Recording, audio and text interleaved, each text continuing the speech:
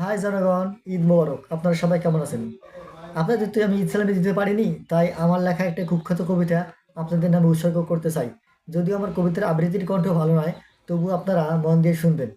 কবিতা আবৃত্তি শোনার পর যদি আমাকে বকা দেওয়ার ইচ্ছে হয়, তাহলে কমেন্ট বক্সে নয়, আমার ইনবক্সে এসে বকা দিন। চলুন তাহলে আমার কর্কশ কণ্ঠে আপনাদের একটি কবিতা আবৃত্তি করে শোনাই। কবিতার নাম অনুমতি।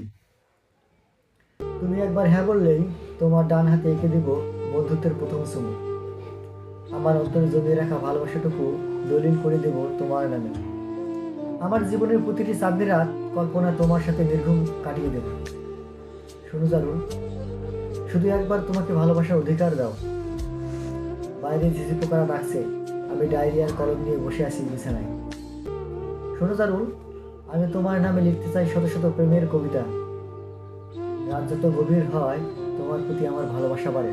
আমি তোমার নেশার পাগল হই।